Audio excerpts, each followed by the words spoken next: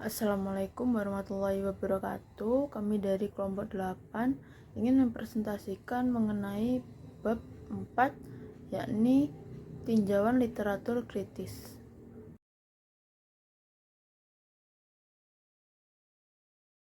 Pada materi yang pertama itu membahas mengenai bagaimana pendekatan tinjauan pustaka.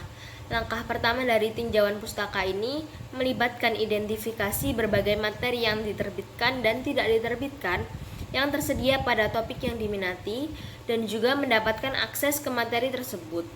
Nah, untuk sumber datanya itu tinjauan literatur yang baik itu dimulai dari pemilihan sumber yang cermat, seperti buku akademik, jurnal, laporan, dan bahkan surat kabar.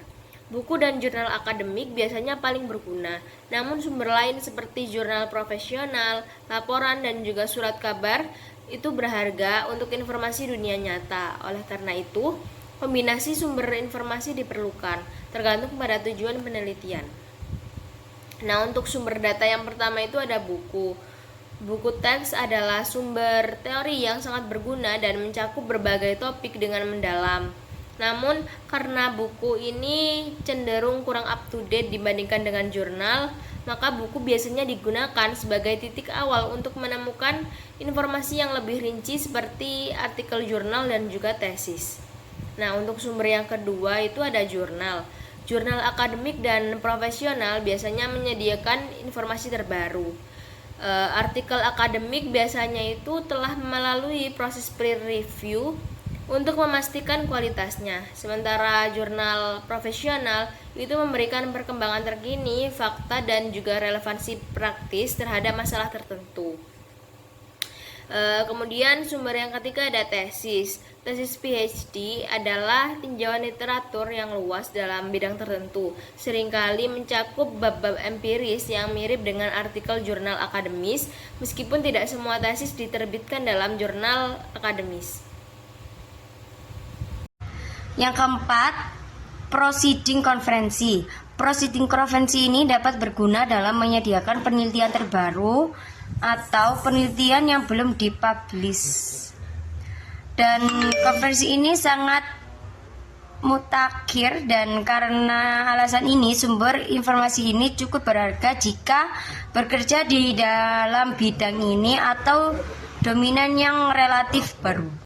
Lalu yang kelima ada naskah yang belum diterbitkan. Contoh dari naskah yang belum diterbitkan ini dapat mencakup makalah yang diterima untuk diterbitkan tetapi masih dalam proses cetak, data dari studi yang tidak diterbitkan, surat naskah yang sedang dipersiapkan, dan komunikasi pribadi termasuk email. Naskah yang tidak diterbitkan seringkali sangat mutakhir. Dan yang keenam ada laporan. Departemen pemerintahan dan perusahaan melakukan atau melaksanakan sejumlah besar penelitian. Temuan yang dipubliskan menyediakan sumber informasi pasar, industri, atau perusahaan yang bermanfaat. Lalu selanjutnya yang ketujuh ada koran. Surat kabar ini menyediakan informasi bisnis, teknik. Surat kabar merupakan sumber informasi pasar, industri, atau perusahaan tertentu yang bermanfaat. Perlu dicatat bahwa opini di surat kabar ini tidak selalu tidak bias.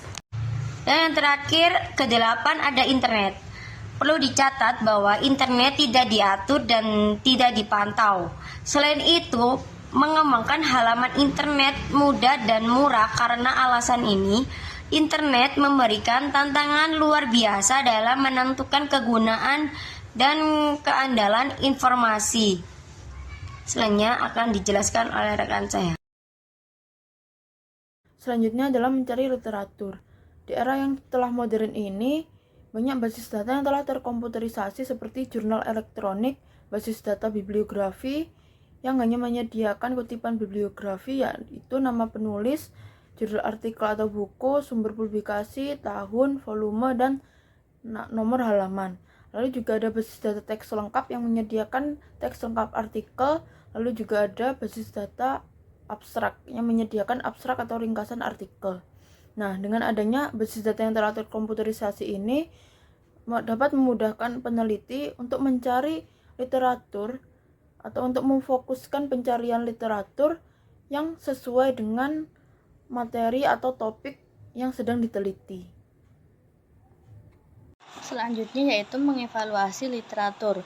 Abstrak sebuah artikel biasanya memberikan gambaran umum tentang tujuan penelitian, strategi penelitian umum, temuan, dan kesimpulan. Abstrak yang baik biasanya memberikan informasi yang cukup untuk membantu orang lain memutuskan apakah sebuah artikel relevan untuk penelitian. Pendahuluan sebuah artikel memberikan gambaran umum tentang masalah yang dibahas oleh penelitian dan tujuan penelitian tertentu.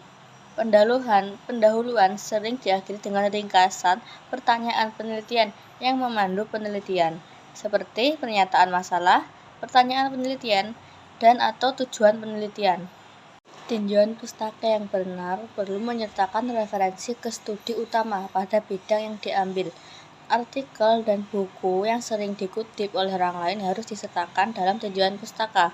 Selain itu, karya terbaru juga harus disertakan dalam survei pustaka. Untuk menilai kualitas penelitian terkini, seseorang biasanya mengajukan pertanyaan sebagai berikut. Yang pertama, apakah relevansi pertanyaan penelitian dibuat transparan?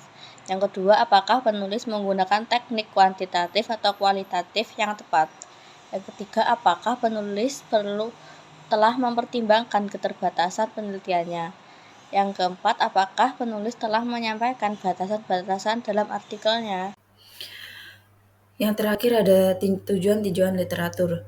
Tinjauan literatur bertujuan untuk membantu peneliti membangun penelitian berdasarkan karya sebelumnya dan membuat keputusan yang tepat selama penelitian. Ini melibatkan mengidentifikasi tema-tema relevan, mendokumentasikan temuan yang penting, dan menyusun informasi secara koheren. Pentingnya tinjauan literatur adalah untuk menunjukkan bahwa peneliti memahami masalah dan telah melakukan persiapan yang diperlukan. Nah, ada beberapa metode yang umum digunakan untuk mengutip referensi dalam tinjauan literatur. Salah satunya adalah gaya dari American Psychological Association atau APA yang memberikan paduan rinci tentang cara mengutip, menggunakan referensi, dan sebagainya. Gaya lain juga digunakan, termasuk The Chicago Manual of Style dan Turabian Manual of Writers.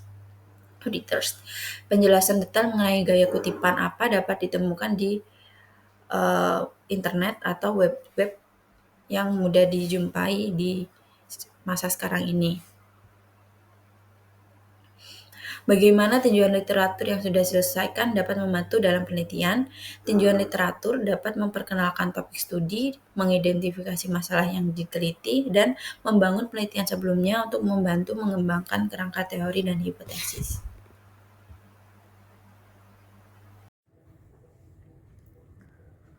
Sekian presentasi dari kelompok kami, kurang lebihnya mohon maaf. Wassalamualaikum warahmatullahi wabarakatuh.